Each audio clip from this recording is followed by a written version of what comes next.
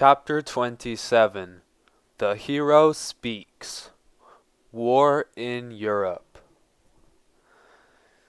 As Charles strode down Fifth Avenue for his breakfast meeting at New York City's Engineers Club on the sun-drenched morning of September 1st, 1939, his mind filled with questions. Why did England and France get themselves into such a hopeless position? What has happened to democratic leadership? Why in heaven's name fight for Poland? Even though Britain and France had yet to declare war, Charles knew it was just a matter of time.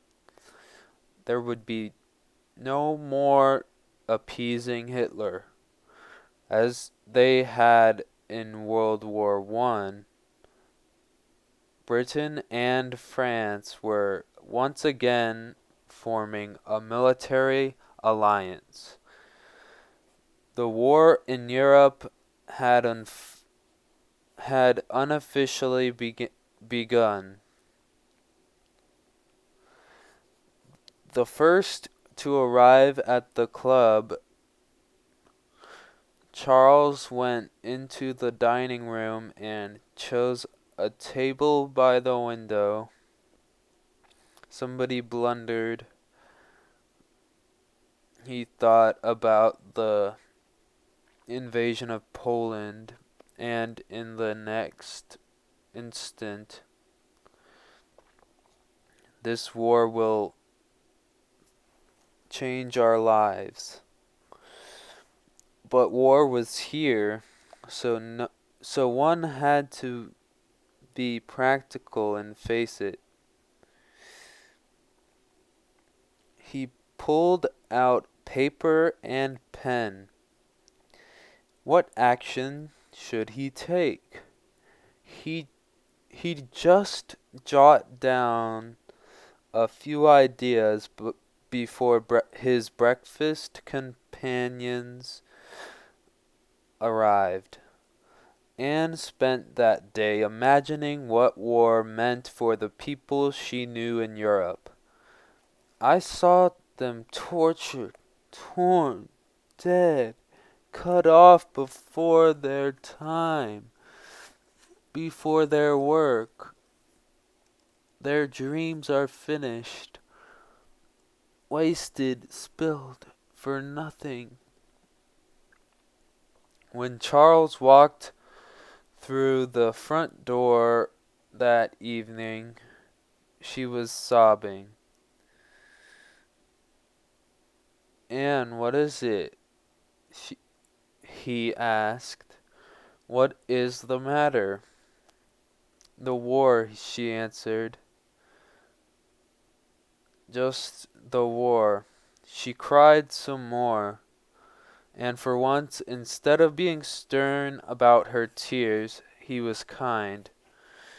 "You see it all too clearly, Anne," he said gently. Later that night he holed up in his study. For the next 2 days he ate lunch and dinner at his desk, working long after Anne and the boys had gone to bed. He broke away only once, at lunchtime on September 3rd, to listen to King George the Sixth's speech. Earlier that day, Britain and France had declared war on Germany. Now, in simple and moving words, the King addressed the British people and the world over the radio. In this grave hour, perhaps the most fateful in our history, for the second time in the lives of most of us, We are at war, he began in his faintly lisping voice. But we can do the right as we see the right and reverently commit our cause to God. Listening to him, Anne felt the world crack around her. Charles felt galvanized. The next time he emerged from his study, it was with a radio speech he'd written. He showed it to Anne. He would speak directly to Americans about the war in Europe, he told her, make them understand why the United States should never take sides. As impersonal as a surgeon with his knife. After arriving at the Carlton Hotel in Washington, D.C., on the evening of September 15, 1939, Charles made his way to a private suite upstairs. A row of microphones awaited him. Anne, who'd accompanied him, noticed he looked ghostly white. Nonetheless, he was resolved. He had an urgent message for the American people. They were eager to hear it, or more accurately, him. Incredibly, Charles hadn't spoken on the radio since his historic flight 12 years earlier. But now, having been gone from the country for 3 years, he was bursting back onto the national scene. Was it any wonder millions planned to tune in for his address? And all three national networks would broadcast it. At 9:45 EST, his high-pitched voice went out across the airwaves. I speak tonight to those who feel that the destiny of this country does not call for our involvement in European wars. He began. In a speech more emotional than logical, he raised the specter of unspeakable bloodshed. We are likely to lose 1,000,000 men, possibly several million. We will be staggering under the burden of recovery the rest of our lives. After warning that involvement would lead to the end of Western civilization, he urged listeners to view the war as he did, with detachment. Never allow, he said, our sentiment, our pity, or our personal feelings of sympathy to obscure this issue. Obscure the issue. We must be as impersonal as a surgeon with his knife. Anne shut her eyes. Although she'd read the speech, these words, when spoken aloud, sounded so terribly cold and uncaring. How could he tell his own countrymen to turn their backs on the suffering war in Europe was sure to bring? She thought of their friends in France and Britain. Oh, how can they understand, she wondered. Letters and telegrams flooded the Lloyd Neck house. Most applauded Charles' speech,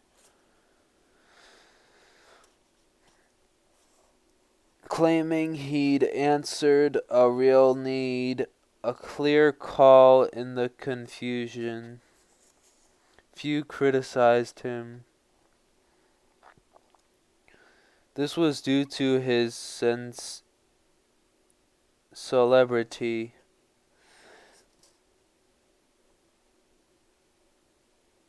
Explained one historian, the speech became a national sensation, not so much because of what was said, but because of who said it.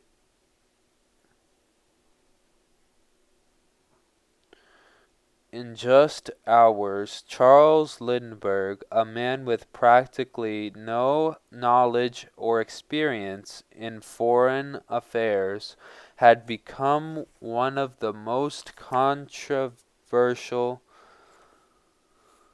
figures on the political stage. He'd also become the face of isolationism.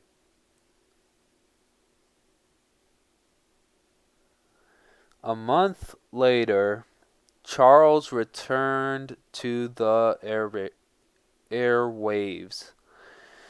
Though his speech made clear he was against selling weapons to Britain and France, as FDR now advocated, the most striking chords showed his increasing obsession with race. Now he shared them with the American people.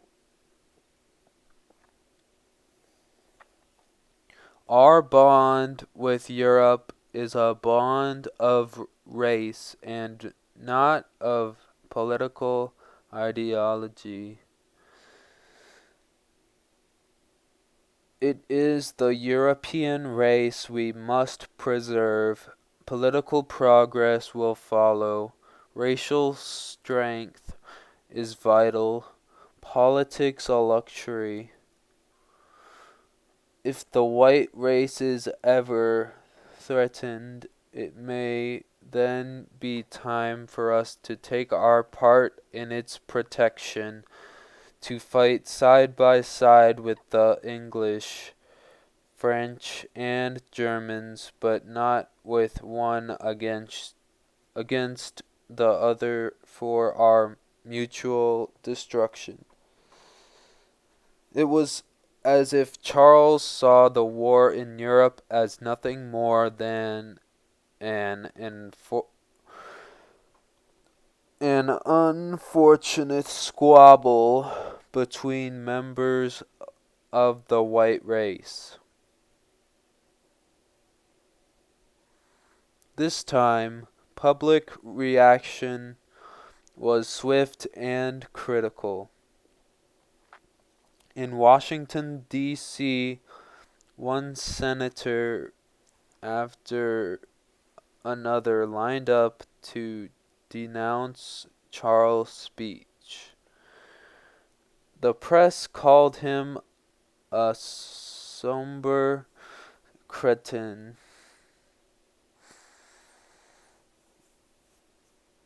a man without human feeling, and a pro-Nazi recipient of a German medal.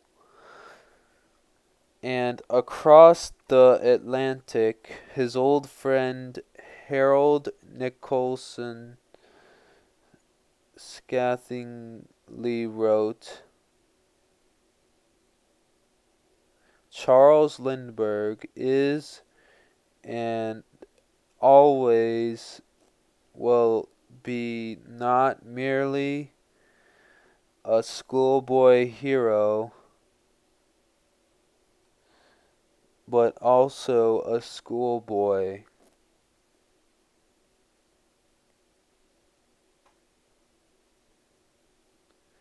Anne, who agreed with the substance of her husband's speeches, was stung by the response. Previously, most of the attention she and Charles had received had been practically worshipful. Now, almost overnight, Charles had become a controversial figure. She bemoaned what she called the backwash from his speeches.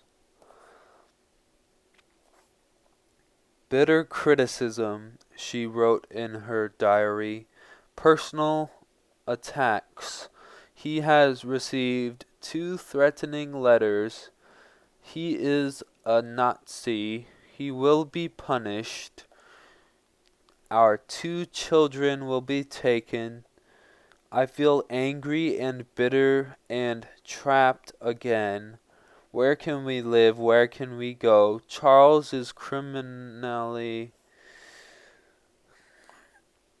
misunderstood, misquoted, and misused. And then the world fell strangely silent. As fall turned to winter, the warring nations seemed to go into hibernation. No marching troops, no invasions, no battles.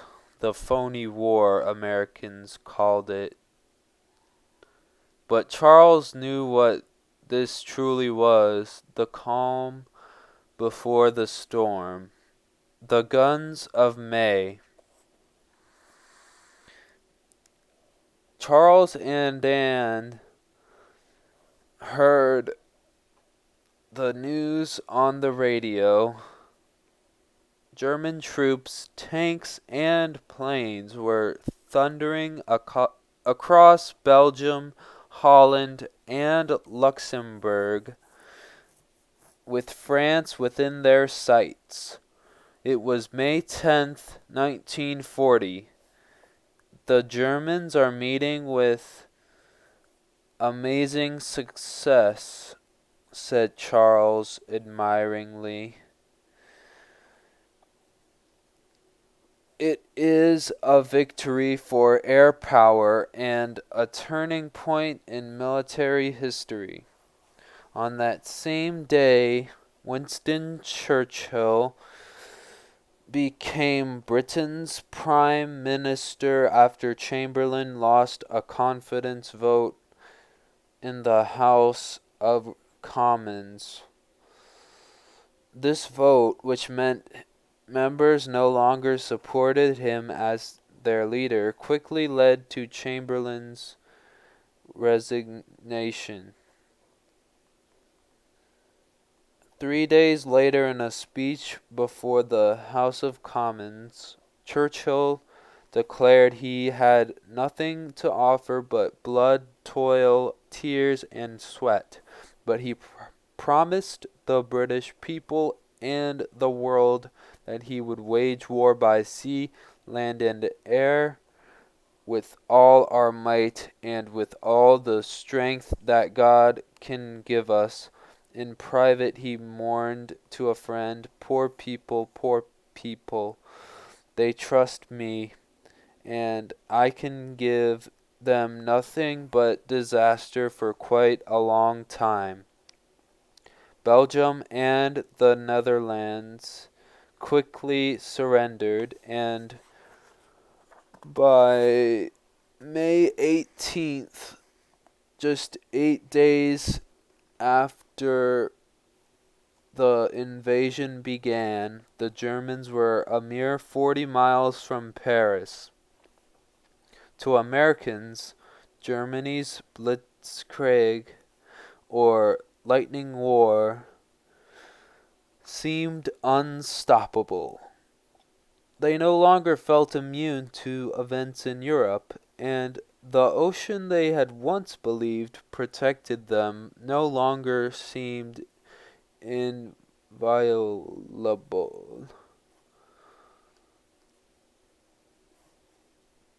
Would the United States be left standing alone to fight a Nazi Europe? There is near hysteria in some sections of the U.S. A British attaché in Washington reported back to London, and near anxiety and all in a Fortune magazine poll. 94% of Americans now said they were willing to spend anything to make U.S. defenses stronger. With that sort of support, President Roosevelt went before Congress and asked for a staggering $17.6 billion, about $3 trillion nowadays,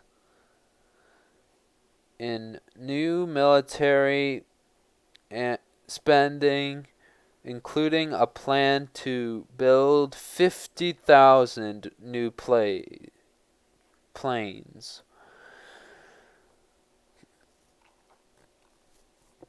In his speech, he warned of the Nazi threat to the Western Hemisphere. If Germany was successful in defeating France and Britain, he told Congress, they would eventually try to invade the United States. After listening to the speech on his radio, Charles pronounced the president's warning rubbish. An invading army would never manage to get across the protective expanse of the Atlantic and Pacific Oceans. Besides, Nazi Germany did not plan to invade the United States. Roosevelt, he believed, was leading Americans on and into war. It was time for another speech. On May 19th, the day the Washington Post's headline read, Nazis smash through Belgium into France, Charles told millions of radio listeners that it made no difference if Hitler conquered and controlled all Europe. Regardless of which side wins, he said, there is no reason to prevent a continuation of peaceful relationships between America and the countries of Europe. The United States could maintain diplomatic and economic relations with any government, democratic or Nazi. He scolded Americans for their hysterical chatter of calamity and invasion. There was no danger of this happening unless the Roosevelt administration incited it by meddling in Europe's affairs. There are powerful elements in America who desire us to take part, Charles warned. They represent a small minority of the American people, but they control much of the machinery of influence and propaganda. They seize every opportunity to push us closer to the edge. He did not name these elements, although he clearly meant Jews and their control of the press, and often repeated but completely fi-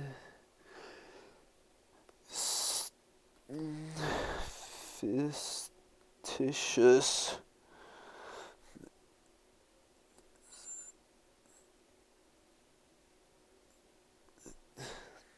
claim made by anti-Semites.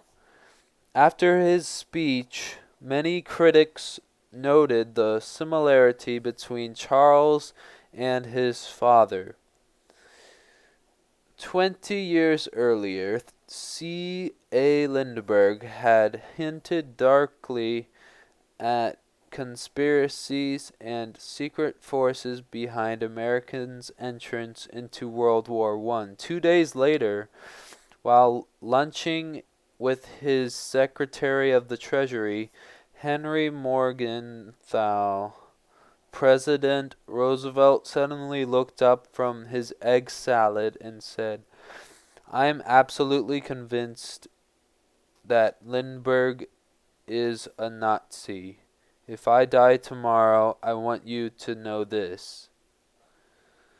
He lamented that the 38-year-old flyer had completely abandoned his belief in our form of government and has accepted Nazi methods because apparently they are efficient. Dr. Carroll, who'd been at his summer home on St. Gilda's since the war broke out, returned to New York at the end of the month. He'd barely stepped into his Manhattan apartment before Charles telephoned. He wanted to drive right over. Carroll agreed. He had lots to discuss with his protege. Foremost on his mind was an article Charles had written for the Atlantic Monthly titled, "What Substitute for War?" Carroll found he strongly disagreed with the piece. In it, Charles contended that Germany had a natural right to expand. The substitute for war Charles had called for was a negotiated peace after Germany had achieved Lebensraum. His logic was this: countries like England and France were content with the territories in their control and so desired to enjoy rather than acquire. Germany, on the other hand, desired to acquire before it could enjoy. The conflict, therefore, boiled down to differing conceptions of right. The Western Allies championed the static right of man, while Germany championed the dynamic, forceful right of man.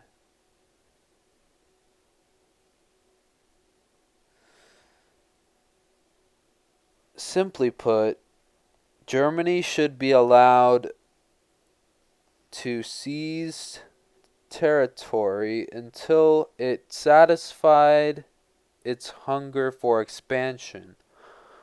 Once full, it too would settle into complacency like the Allies. Certainly, Carroll agreed with his protege's argument that France and Britain exhibited weakness and moral decay. He also agreed that the true enemies, as Charles stated in the article, were the Asiatic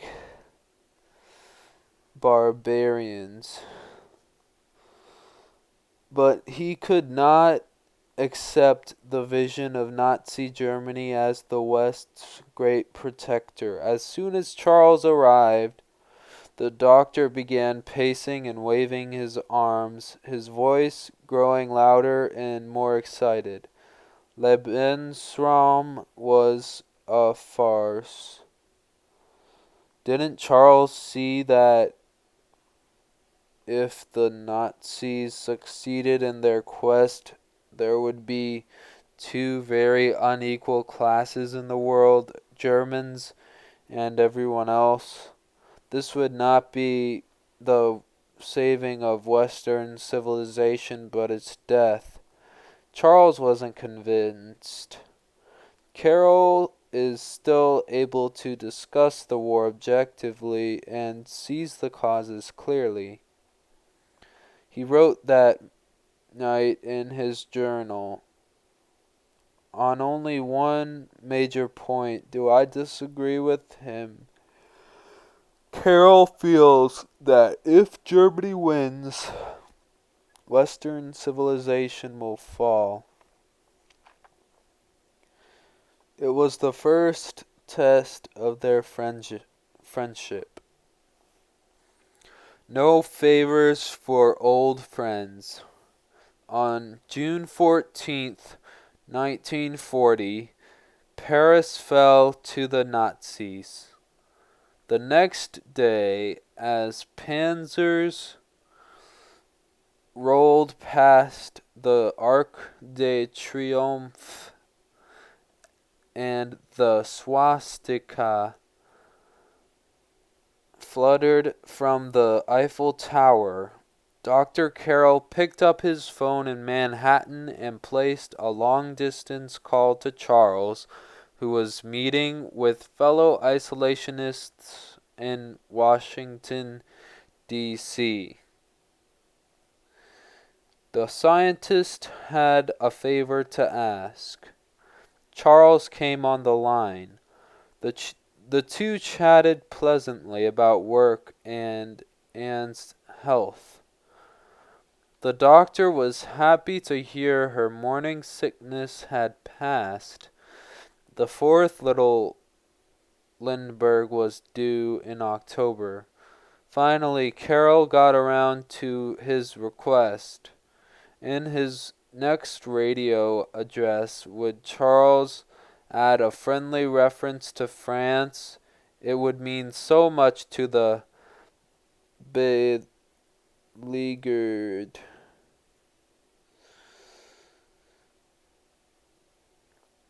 French people. I do not see how I could, since it is primarily an argument against our entry to war, Charles said. But it is the Nazis who are destroying Western civilization, exploded Carroll.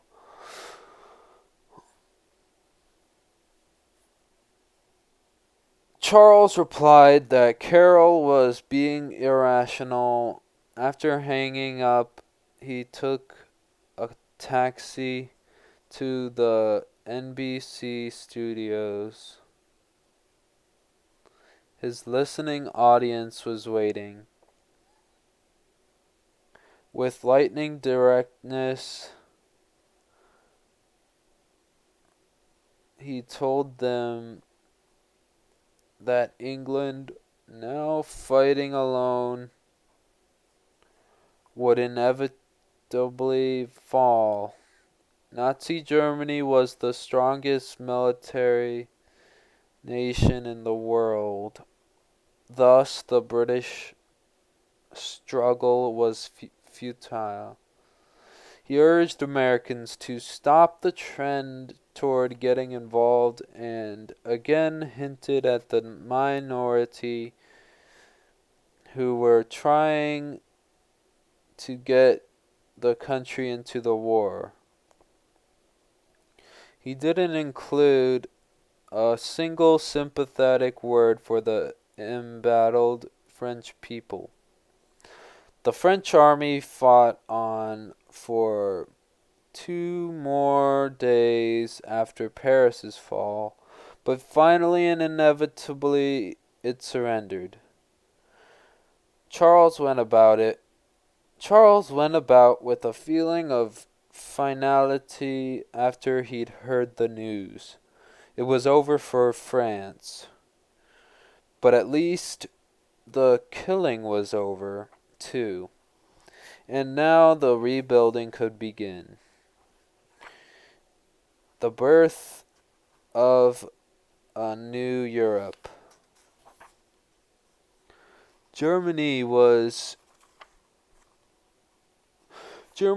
has demonstrated an ability in war that has astonished the rest of world, he wrote to Major Truman Smith, who'd recently retired from his position as military attaché in Berlin and returned to the States.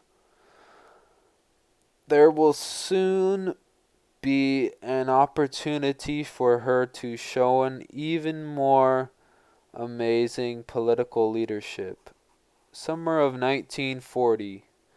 Now Charles put all his energies into keeping America out of war. What little time he had left,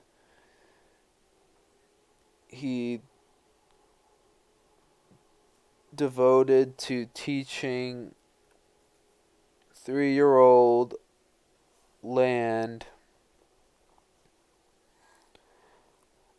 how to paddle in the surf and to swimming out to the lighthouse with John, who was almost 8. He took long walks with Anne, but his mind was never on the trees or the clouded sky as he wished it to be. It was forever on war and chaos, politics and plans. As July turned to August, he decided to try a different approach to reaching the American people. On August 4th,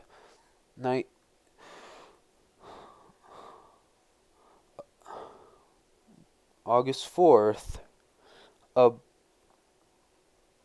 broiling hot afternoon, he stepped before a crowd of 40,000 at Chicago's Soldier Field. He'd never given an address in public before, but this promised to be the biggest anti-war rally in the country to date, and he wanted to be there. Blinking into the sunlight and clutching his speech with both hands, he began. In England, he told the crowd. There was organization without spirit. In France, there was spirit without organization. In Germany, there was both. As he spoke, the enthusiastic crowd broke in again and again. For a man who detested chaos and spontaneity,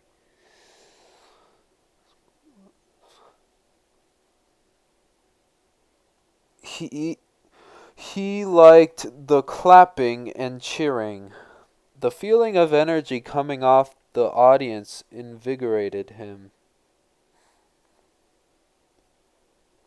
He reveled in it, soaked it in. He decided to do more public speaking. Not long after the speech, Charles showed Anne a couple of angry telegrams they'd received from close friends. One read, You have let America down."